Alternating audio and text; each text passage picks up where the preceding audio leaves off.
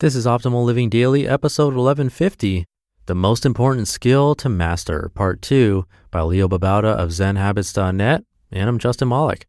Happy Sunday. Welcome to the old podcast, the OLD podcast, Optimal Living Daily, where I simply read to you like a big ongoing audiobook with many different authors. But today being a continuation from yesterday, so I recommend listening to yesterday's episode first if you haven't heard it.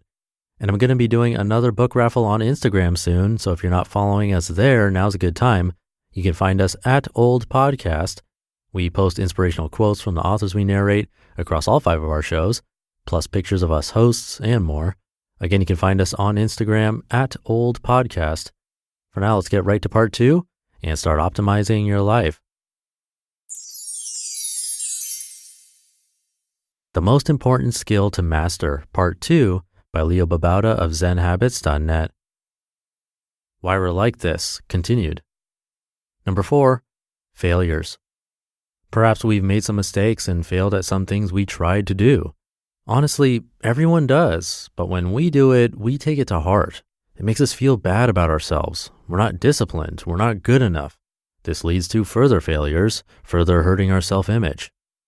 Number 5, health problems. While having thick thighs or a bit of flab on the tummy is nothing to feel bad about, love how you look. A completely separate problem from how we feel about our bodies is the health of our bodies. We tend to mix them together.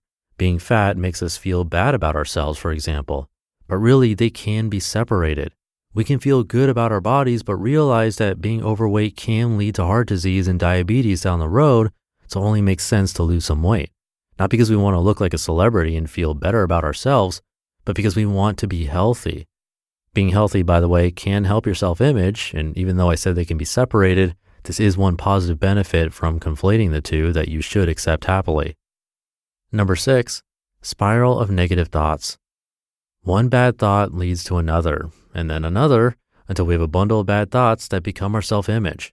This negative self-image can affect everything we do, but this self-image and these bad thoughts are not us. They are things that happen within us, we don't have to let them become us.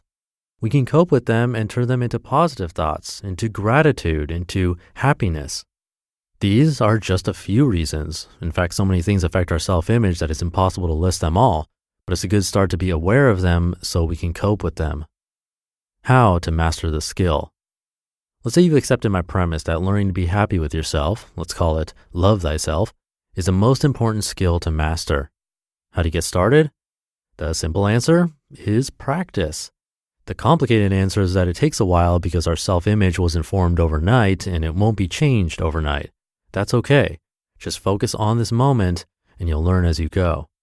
I can't give you a complete guide to learning to love thyself as that would take a book and I'm still learning myself, but here are some tips for starting out.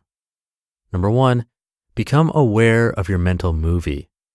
You have a movie, perhaps a series of them, that you play inside your head about yourself. Usually we aren't aware of this, but it happens throughout the day. The movie is about who we are. You have a flabby stomach. You are fat. You are too skinny. You aren't disciplined. You aren't lovable. Your braces look weird. You aren't good at anything. Start to pay attention when this movie plays. It affects everything you do. Realize that this movie isn't you. It's just playing in your head. Realize that it isn't true and isn't based on reality. Realize that it can be changed. Number 2, start to make a new movie. This new movie will replace that played out old one that keeps running in your theater. It'll be a Michael Bay production with a gorgeous lead actor. Hey, that's you. Great visual effects, lots of excitement, except with more character development and a lot smaller budget. Let's base this movie on reality, not fears from childhood or illusions of celebrities or comments from others. Instead, it should be based on the fact that you are a good person, wonderful even, who is loving, kind, beautiful, passionate. This might not be what you think about yourself, but let's make the movie like this anyway. Ask other people why you're lovable, people who are likely to give a kind answer. Use these images in your new movie. When negative images start coming up, my boobs are too small. Cut them out and tell them they have no place in your production. Put better images in. Number 3, consciously play the new movie. Learn to recognize the flicker of the old movie starting and shut it off. Put the new movie in the projector instead and play it. Practice this like it's your new religion. You will get better with constant practice. Put up reminders all around you so you don't forget. And number 4, learn mental judo. There will be things coming in all around you that will try to attack your new movie. Comments from friends, celebrities, things you see on Facebook. When they are hurtling towards you, learn to lean to one side and let them whiz by. Give them a small shove with a thought like, that comment is not about me, it's about you. And then go give your friend a hug. She's probably having a bad day. Or a thought like, that celebrity probably is also worried about her body. Having big boobs or a flat stomach doesn't solve that problem. Give the celebrity a mental hug, then play your new movie. You are already perfect. You just need to realize it. You don't need anything to solve this problem. You already have it. You just need to practice like it's the most important thing in your life, because in many ways, it is. Quote, you yourself, as much as anybody in the entire universe, deserve your love and affection. Buddha.